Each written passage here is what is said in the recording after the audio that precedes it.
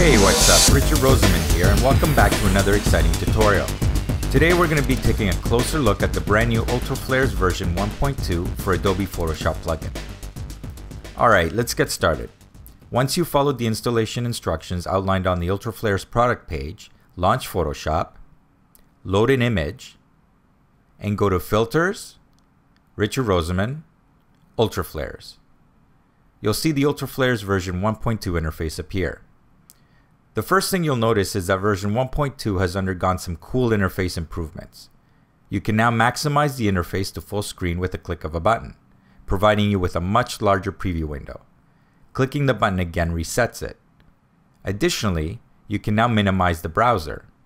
This will effectively drop the global settings lower, thereby providing you with a much larger preview window as well. Finally, you can dynamically resize the interface, and when there's enough horizontal space, you'll see that the browser jumps to the right side, once again dropping the global settings and providing a much larger preview window with which to work with. Ultraflares operates by combining various pre-designed lens flare components together to create a complex lens flare. These components are called objects, and the list of these combined objects is called the stack.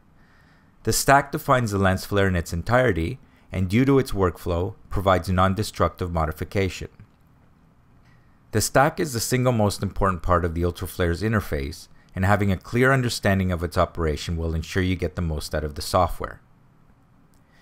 Ultraflares comes with 13 realistically modeled lens flare objects including iris, multi-iris, spot glow, halo, ring, caustic, shimmer, lens orbs, spike ball, hoop, sparkle, streak, and glow. Each object has its unique set of controls, and virtually any attribute can be adjusted. Knowing how to properly combine these objects together will allow you to create flares of the highest caliber. Let's start exploring the object types. For the sake of clarity, I'm going to work with a black background. I can do this by simply clicking on the black button in the global settings. Let's first take a look at the most common object type, the iris. An iris shape is dictated by the number of aperture blades on a camera. If an aperture is made of 6 blades, for instance, the iris will be hexagonal. When you add an object, you'll notice its controls appear below. Many objects share common controls such as intensity, scale, offset, aspect, and so forth, while others are unique. The movement parameters, these controls colored in green, are also common among all objects, and we'll discuss those in more detail later when covering the multi-iris, as it's clearer to exemplify. Additionally, the coloring parameters are also common between all objects, and we'll discuss those at the end of the iris options. Finally, it's important to note that many objects have additional options in the stack menu. For instance, an iris shape can be set here to circular or polygonal, and options for light distribution and circular completion can also be defined here. Intensity defines how visible the object is. Remember that many objects in real lens flares are mostly transparent, and it is therefore recommended to typically start with a low intensity value. Scale defines the size of the object. Many objects tend to have different sizes, as do multiple irises in any complex lens flare. X and Y offset provide controls for offsetting the object from the light axes. While these are seldom used, they are helpful for setting up objects that should not adhere to the light axis. Aspect ratio allows you to set the aspect ratio of the object. This is useful for matching the lens type that was used to shoot for a particular shot. For instance, anamorphic lenses will horizontally stretch objects, and this control allows you to achieve that. Anamorphic lens flares make frequent use of the aspect ratio control. X and Y stretch allow you to stretch the object in the X and Y axes. Moreover, when used with auto rotation, this stretching will adhere to the light axes. Rotation allows you to rotate the object. The range is from 0 to 100, which means that in the case of a pentagonal iris, it will rotate from one blade to another. The auto rotation button will orient the iris according to the light axes. Blades allow you to set the number of aperture blades that define the shape of the iris. Ultraflares provides a range from 13 to 16 blades. Blade curvature allows you to define the roundness between the iris blades. A value of 0 will produce angular blades, while a value of 100 will produce fully rounded blades. You can also use negative values to mimic convex iris blades, which certainly exist in real-world optics. Spherical aberration controls the amount of light that comes through the iris near the center versus the edge. A higher spherical aberration value produces overcorrected iris shapes, while a negative value produces undercorrected iris shapes. We won't discuss the optics of spherical aberration at this time, but it's recommended to read up on it and understand when and why it occurs. Spherical aberration scale controls the bias of the spherical aberration. A higher spherical aberration scale will produce more hollow and tighter iris shapes. Spherical aberration offset controls the offset of the spherical aberration. A higher spherical aberration offset will produce thicker edges. Asymmetry controls the amount of optical vignetting on the iris. A higher value will produce more of a cat's eye style iris shape when it approaches screen edges. Rings allows you to mimic onion rings to the iris shape, which is a common artifact due to imperfect lens manufacturing. Feather allows you to soften the edge of the iris shape. Many lens flare objects tend to be defocused, so the feather is an often used feature. Light distribution intensity controls the amount of light that falls across the iris shape. Sometimes one side will be brighter than the other, and this control allows you to adjust that. Light distribution has an extra option on the stack menu where you can set it to the screen center or the light center. We'll explore this feature with the multi-iris as it will be easier to exemplify. Light distribution rotation allows you to control the rotation of the light distribution. Like object rotation, you can also set it to auto-rotate, where it will orient itself to the screen center or the light center, as specified on the stack menu. Circular completion allows you to specify the amount of visible circumference of the iris.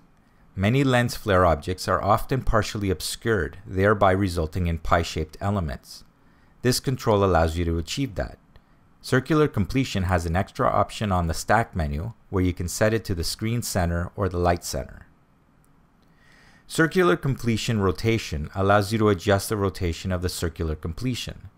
As with object rotation and light distribution rotation, you can also set it to auto-rotate, where it will orient itself to the screen center or the light center, as specified on the stack menu. Circular completion feather allows you to soften the circular completion. That wraps up the controls of the iris shape, but while we're using this one, let's explore Ultraflares' extremely powerful coloring options. These options are common among all object types, so although we'll cover these for the iris object, bear in mind they apply to all. The main coloring dropdown allows you to define the type of coloring. Depending on which selection you have, additional controls may become active or inactive. The default is solid color, where it colors the object using the first color swatch. In this setting, the second color swatch is disabled and unclickable. Fade allows you to color your object between two colors, depending on where it rests on the screen. Objects closer to the center will adopt the first color swatch, while objects closer to the edge will adopt the second color swatch. Gradient will blend between the two colors across the object's profile shape. Finally, spectrum will allow you to chromatically color the object. This is a common type of coloring where objects assume a spectral quality due to light breaking up in the spectrum of colors. The spectrum coloring in Ultraflares is extremely versatile, with tons of options to work with. Now let's discuss the controls that become enabled or disabled within each mode. Spectrum mode offers the most controls, but many of these will also work with gradient and fade mode. The spectrum offset control allows you to offset the position of the spectrum. The spectrum offset random control allows you to randomly offset the position of the spectrum when using the multi-iris object, or certain other objects that have multiple components, such as a spike ball, hoop, or sparkle. With a single iris object, it has no effect. The spectrum scale control allows you to control the size of the spectrum. Using this, you can control a wider or tighter spectral coloring. The spectrum scale random control allows you to control the randomness of the spectrum scale when using the multi-iris object, or certain other objects that have multiple components, such as a spike ball, hoop, or sparkle. With a single iris object, it has no effect. The saturation control allows you to control the saturation of the spectrum. The saturation random control allows you to control the saturation randomness of the spectrum coloring when using the multi-iris object or certain other objects that have multiple components, such as a spike ball, hoop, or sparkle. With a single iris object, it has no effect. The spread is a powerful coloring feature that allows you to blend between the first color swatch and the spectrum coloring, or in other cases, the gradient coloring or the fade. This is especially useful if the center of the object should be a particular solid color that then fades to the spectrum near the edges, as can often happen in real-world flare objects. The spread controls the radial position from the center outwards to the edge. This works with the gradient and fade coloring mode too. The spread feather allows you to softly blend between the first color swatch and the current coloring mode. The reverse spectrum button does exactly that and reverses the order of the spectrum coloring. That wraps up Ultraflare's sophisticated coloring engine in a very broad nutshell. Combining these together allows you to create some very complex and unique coloring effects not previously possible with other lens flare generators. Ultraflares boast an extremely powerful feature called triggering. Triggering allows any object settings to change according to the flare's location. This results in ultra-realistic flare behavior, where the intensity may increase near the center of the screen, where chroma hoops may scale in size close to screen edges, and where streaks may flare out when located outside the screen coordinates, for example. To understand triggering, it helps to visualize the trigger mask. We can view the trigger mask by clicking on Display Trigger. The areas in red are defined as the areas that will affect the object. In this case, we can see that the areas closer to the edge of the screen affect the object more. The trigger mask is by default set to the center, but we can also change that to the light source. We can also invert the trigger mask and adjust its gamma. To affect an object by trigger mask, we enter a value in the second control box located next to its primary one. Let's see an example of this. Our iris is currently set to an intensity level of 100. If we wanted to, we could make it more transparent as it approaches the screen edge. Right now, its trigger value is set to 0, so as it approaches the screen edge, no changes will be made. Now, if the default intensity value is 100 and we want it to fade off, we need to decrease its transparency by 100 units. Let's go ahead and enter -100 in the trigger box. Now as we move the iris towards the screen edge, or the areas dictated by the trigger mask, we can see it fades off to nothing. If we set it to -50, it will become 50% transparent near the edges of the screen. Likewise, let's say we wanted the iris to fade up as it approaches the screen edge. We can set our default intensity to 0, and then set our intensity trigger value to 100. Now as we move the iris towards the screen edge, or the areas dictated by the trigger mask, we can see it fades up from nothing. Triggering works on any object control. For instance, we can do the same for the scale. Let's make the iris grow as it approaches the screen edge.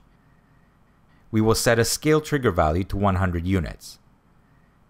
Now as we move the iris towards the screen edge, or the areas dictated by the trigger mask, we can see it scales up in size. Adjusting the gamma will affect the trigger mask as is to be expected. Same with inverting it. As you can see, triggering is an extremely powerful tool for mimicking real-world lens flare behavior. Every object has the ability to be triggered, resulting in a limitless number of options. Alright, we've now covered the iris object, along with many common controls such as the coloring modes. Let's delete our iris object and move on to the most complex object in Ultraflares, the multi-iris. We'll work with a circular multi-iris to keep things simple. Most lens flares have multiple iris objects. Creating each one individually can take an enormous amount of time. As a result, Ultraflares provides a multi-iris object where you can define a cluster of iris objects at one time, quickly and efficiently. When you add a multi-iris object, you'll notice a new set of controls becomes enabled. These controls, colored in gray, are specific to the multi-iris object. They allow you to modify the properties of a number of iris objects at one time. Let's go through them. Iris object specifies the number of irises.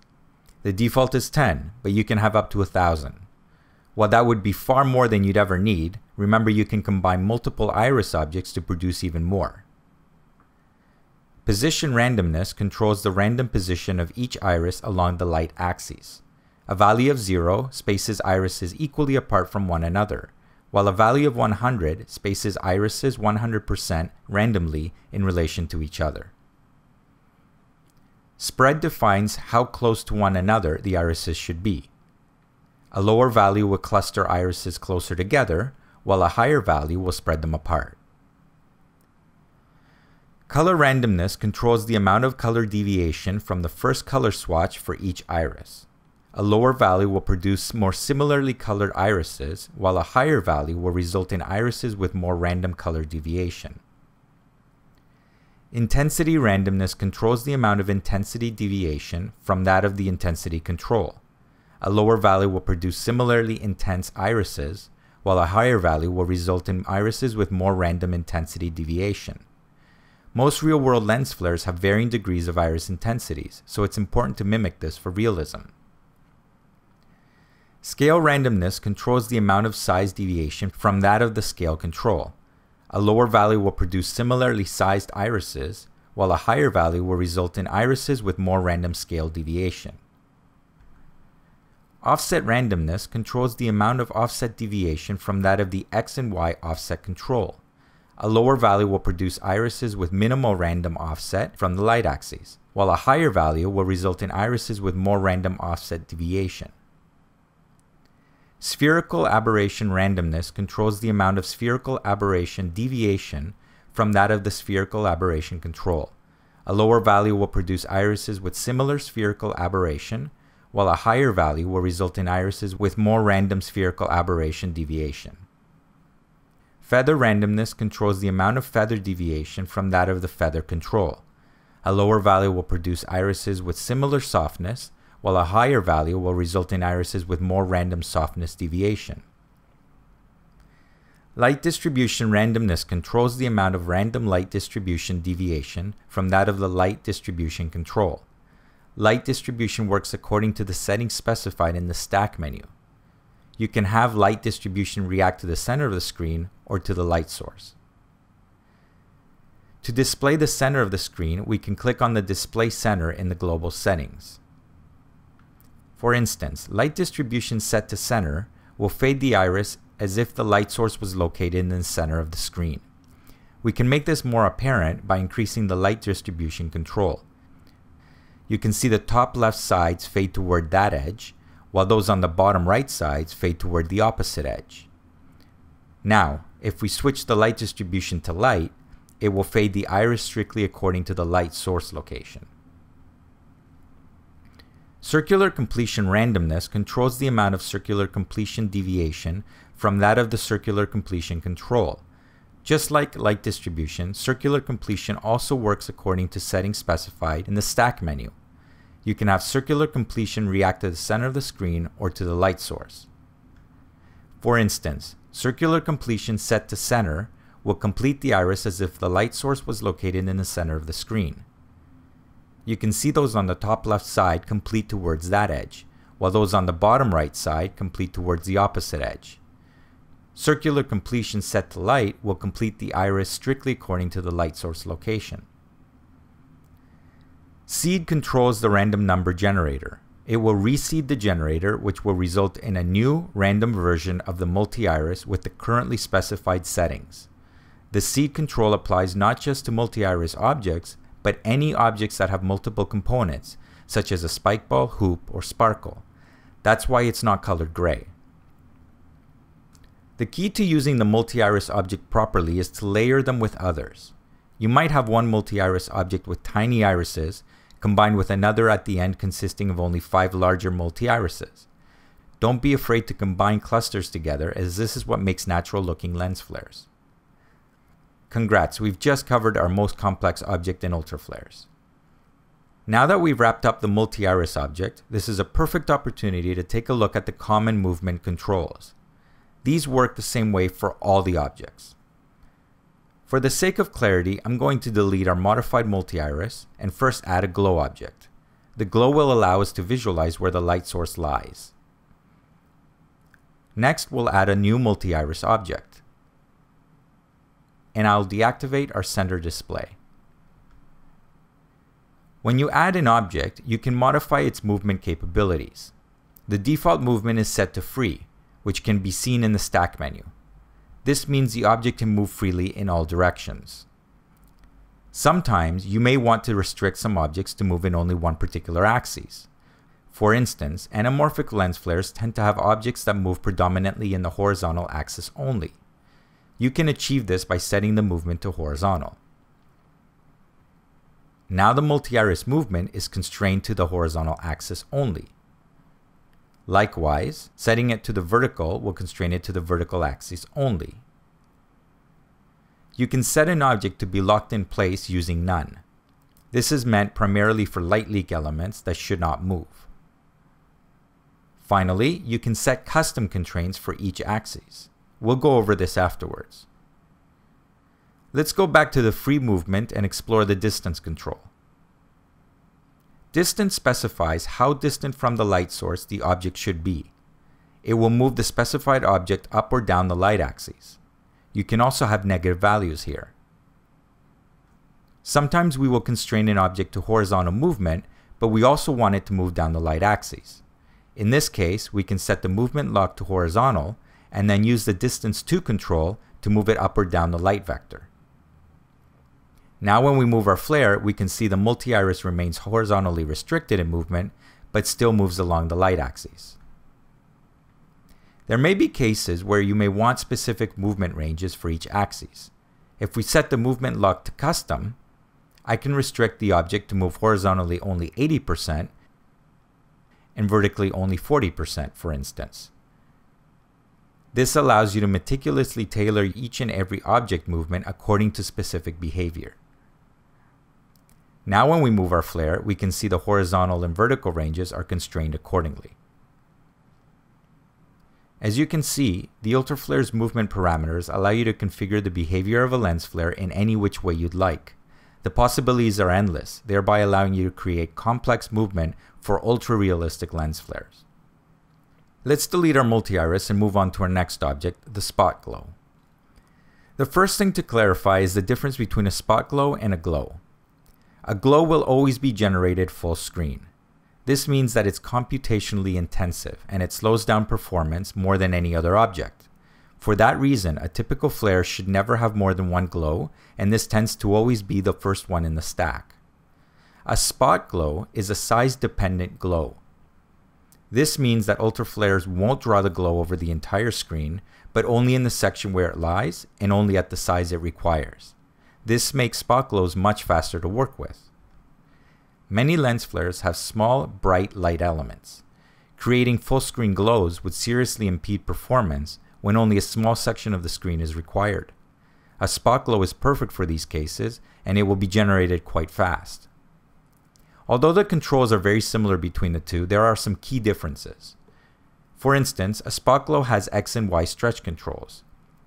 This allows you to stretch the spot glow along the light axis when auto rotation is enabled. A spot glow will also give you the option of circular completion. This allows you to create complex shapes that some complex lens flares contain. Spot glows are also great for adding soft areas of color around a cluster of other objects.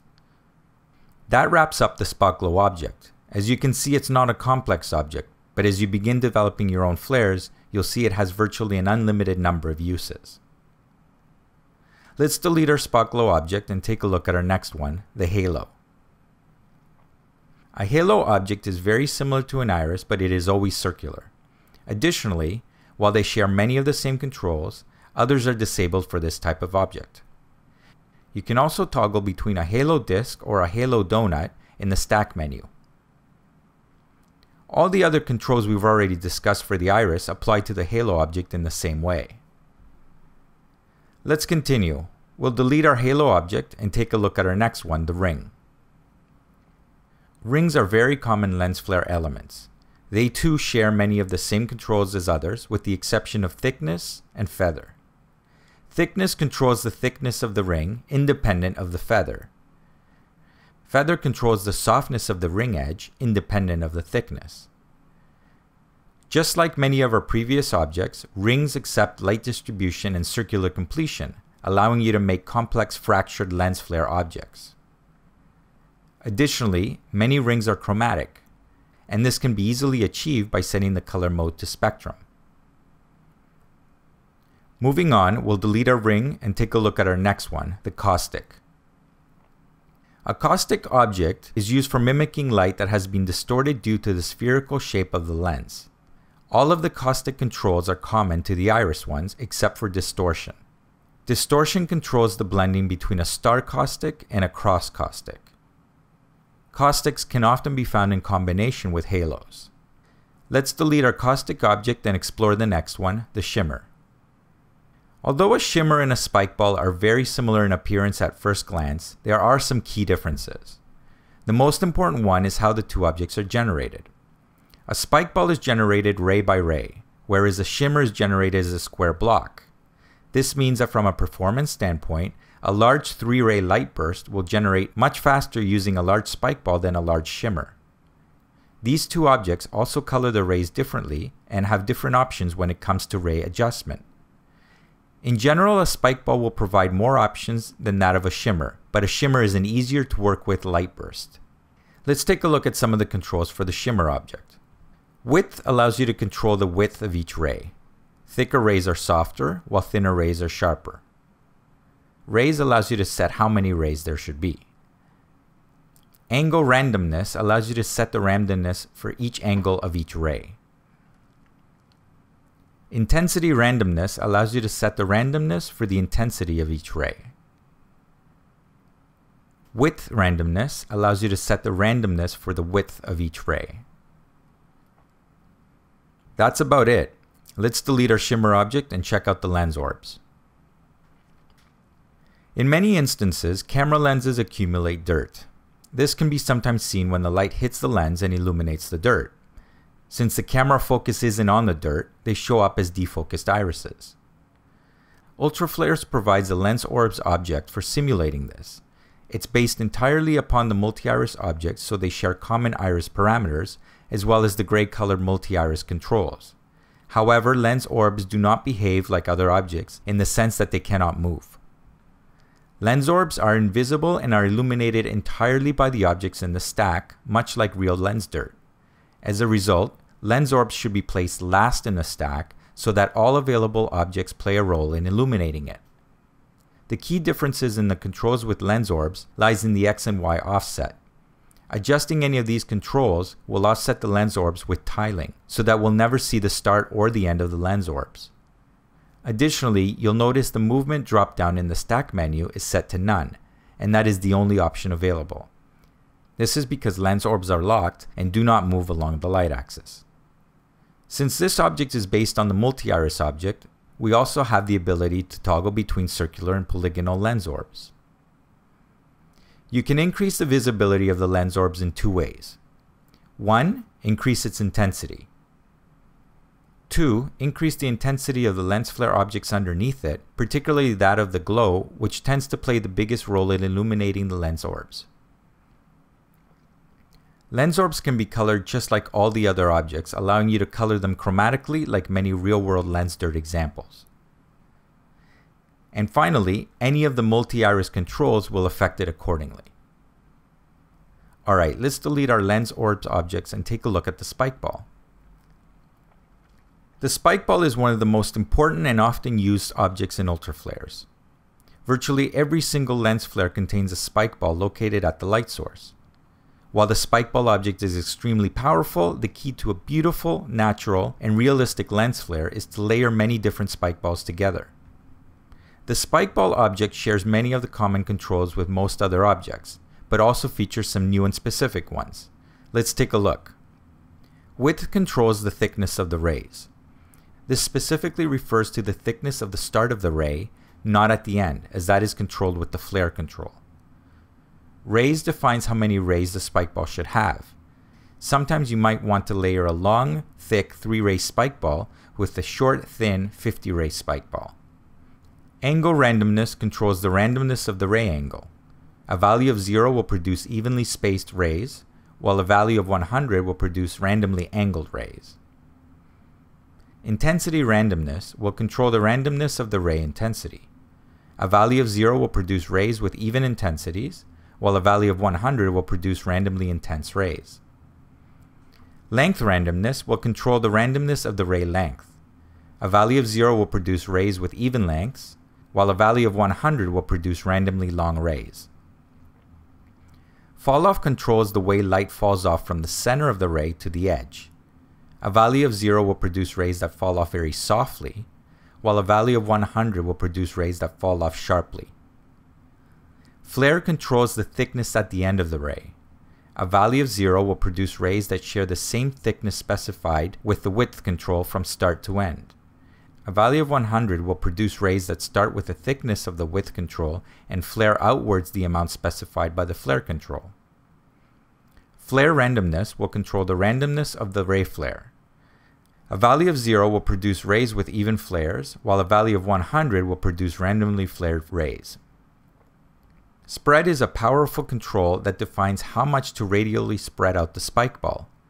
A value of 0 will produce a 0-degree spread, while a value of 100 will produce a 360-degree fully spread spike ball. When using this with auto rotation, you can create spike ball objects that point in only one direction. Color randomness controls the randomness of the ray color. A value of 0 will produce rays with common colors, while a value of 100 will produce randomly colored rays. While one could argue that this control should be placed in the coloring section, it is specific to the spike ball object only. Keep in mind that objects composed of many elements, such as a spike ball, make full use of the coloring engine, allowing you to use gradient and spectral coloring, for example, with offset, offset randomness, scale, scale randomness, saturation, saturation randomness, spread, and spread feather. Let's delete our spike ball object and look at the next one, the hoop. Many lens flares possess an element called a chroma hoop. This is an array of rays that extend outward from the light center and hoop back on the other end. A hoop moves in a very particular way, and Ultraflares has mimicked its behavior perfectly. The Ultraflares default hoop object is a close approximation to the real thing, but to get a hoop to behave and look exactly like a real one, some additional setting up is required. For starters, hoops become visible only as they extend outwards. To achieve this, we will use triggering. Let's set the default intensity to 0 and the trigger intensity value to 50. Now, as we move our light source towards the screen edge, our hoop becomes increasingly visible. That's better, but not quite exact. Hoops also increase in size as they approach the screen edge. To achieve this, let's also use triggering for the scale. Let's set the default scale to 0 and the trigger scale value to 200. Now when we move our light source towards the screen edge, our hoop grows naturally, as it does in real-world examples. We can see a lot of gaps in our hoop, and that's because we have insufficient rays. Let's increase the hoop rays to 175. Hoops are typically spectral in nature, so let's set the coloring mode to spectrum. I'll also decrease the spectrum scale so that we will receive primarily red, green, and blue wavelengths. This is looking much better now. Finally, hoops tend to fade off more quickly as they approach the light source. We can achieve that by specifying a higher circular completion value. Now our hoop looks and behaves realistically. Hoops share all of the common controls we've already covered with the spike ball, only in this case, they affect the individual hoop rays. Let's have a look. The width controls the thickness of each ray. The rays define how many rays will be generated. Position randomness will control the randomness of each of the ray positions. A value of 0 will produce rays with even positions, while a value of 100 will produce randomly positioned rays. Intensity randomness will control the randomness of the ray intensity. A value of 0 will produce rays with even intensities, while a value of 100 will produce randomly intense rays. Length randomness will control the randomness of the ray length. A value of 0 will produce rays with even lengths, while a value of 100 will produce randomly long rays. Fall-off controls the way light falls off from the center of each ray to the edge. A value of 0 will produce rays that fall off very softly, while a value of 100 will produce rays that fall off sharply. Angle randomness controls the randomness of the ray angle. A value of 0 will produce rays that are evenly spread apart, while a value of 100 will produce randomly angled rays. Length controls the length of the ray. A value of 0 will produce rays that are short, while a value of 100 will produce long rays. Spread, much like the spike ball, defines how much to radially spread out the hoop. A value of 0 will produce a 0-degree spread, while a value of 100 will produce a 360-degree fully spread hoop. This is useful for creating hoop clusters, for instance. Color randomness, like the spike ball, controls the randomness of the ray color. A value of 0 will produce rays with even colors, while a value of 100 will produce randomly colored rays. This is especially more apparent when not in spectrum coloring mode. That, for the most part, covers the hoop object. Let's delete it and look at the next one, the sparkle. The sparkle is almost identical to the hoop object, but it's circular and symmetrical. It features the same controls as the hoop object, and they work the same way. To note the key difference between the two, decrease the position randomness and you'll see the sparkle will turn into a perfect ring. Increasing the length will increase the ray lengths towards the light source. Like the hoop object, you may want to increase the number of rays to produce a more solid sparkle. Also like the hoop object, sparkles are often chromatic in nature, so setting the color mode to spectrum will produce a more realistic result. And as discussed before, adjusting the coloring engine controls will allow you to achieve more random and therefore natural coloring results. As with the other objects, you can create unique elements by adjusting controls such as increasing circular completion and adding some circular completion feathering. Moving on, let's delete our sparkle and look at the streak object. The streak object is the staple of almost every anamorphic flare out there. Many have multiple streaks, while others have a single but clearly defined one. The streak object shares many common parameters with other objects, but it also features a length and a width. This allows you to fine-tune your streak and thicken it up or make it wider. It's not uncommon for some streaks to be much wider than the screen size altogether, and to achieve this, you'll want to use the aspect control to set it to a much higher value. Ultraflares offers various different kinds of streaks which can be set from the stack menu. The default is radial, but we can also choose from Cartesian, Cartesian linear, and Cartesian S-shape. The name refers to the algorithm used to generate them, and therefore each one looks a little different from the other, with some featuring more tapered ends and others harder fall-offs. To review the differences in more detail, please see the documentation on the Ultraflares product page. It's not uncommon to layer various streaks together, some on top of each other. For instance, we can create a soft, deep blue radial streak and then overlay a smaller and sharper white Cartesian streak on top of that. This gives us an intense and brilliant streak center. We can also use streaks to create unique effects, such as by turning on auto rotation, thereby having the streak always oriented towards the light source. We finally arrived at our last object. Let's delete our streak and explore the glow object we've been working with. We've already discussed the differences between the glow and the spot glow objects. The glow is a full screen object, so it is computationally intensive, but it is an important object, and every flare should have at least one glow. The glow should always be the first object in the stack. The glow object won't have any controls we haven't already explored, and aside from the inability to rotate it, the rest of its controls are identical to those we've covered in the spot glow. Possibly the single most used control for the glow is the gamma. This controls the mid-range grays, and by fine-tuning them, we can define an intense glow with a sharp fall-off, or a dim glow with a soft fall-off. That covers, in a broad overview, all of our objects available in Ultraflares. There's a lot more to learn about them, and each has been carefully detailed in the Ultraflares product page under the Documentation menu tab. I encourage you to review this for more detailed information if you haven't already. Ultraflares comes with a very powerful, fast, and easy to navigate browser. It's located on the lower left-hand corner of the plugin, and upon launch it will appear empty. To use the browser, we simply click on Load, select the folder containing our flares, and select any of them within it. Ultraflares will scan that folder and display all available flares in the browser. Now you can simply click on any of them for an immediate load. You can also use the arrow keys to scroll through the flares.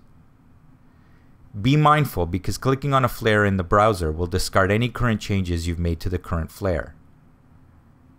As discussed earlier, version 1.2 now offers the ability to minimize the browser in case you don't want to use it, thereby dropping the global settings and enlarging the preview window.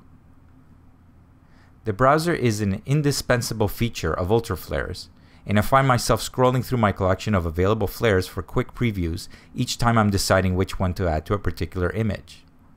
Now we've arrived at the global settings section. It's important to understand that unlike the flare objects, which feature controls specific to themselves, the global settings affect the entire flare as a whole. These controls are meant to be used for fine-tuning of the completed flare when applying it to your image. For instance, if your flare is too bright, instead of going into each flare object and reducing the intensity, we can globally reduce the intensity of the entire flare using the intensity control in this section. Because these controls are meant for fine-tuning on a per-session basis, it's important to understand that these settings will not be saved. Therefore, don't forget to reset them by clicking on the top right reset button each time you work with a new flare. Alright, let's go over the controls in this section. Active will draw the flare. This feature is here so that you can toggle the flare on and off to see the image before and after. The color tint control allows you to tint a flare a specific color. For instance, if your image is predominantly warm violet, you can use this color swatch to tint the flare a slight violet for a more accurate color match. The zoom controls allow you to scale the preview window up or down. If your update gets too slow, reduce your preview window size and it will exponentially increase in speed. The black button will color the background black as we've been doing, so that you can see your flare on its own and not against the background. This is also a very useful feature for non-destructive flare workflow, which we'll discuss in another tutorial. The blend mode drop-down will allow you to specify whether you want to composite your flare on the background using screen or additive blend mode. Since we have our black background enabled, we won't see any difference right now between the two. Display numerics will display numbers in front of the objects in the stack. This is useful for quickly identifying how many objects you're using. Display center will display the camera lens center, which defines the lens flare light axis and affects the lens flare's movement behavior. Fit will fit the largest possible zoom level within the currently sized preview window.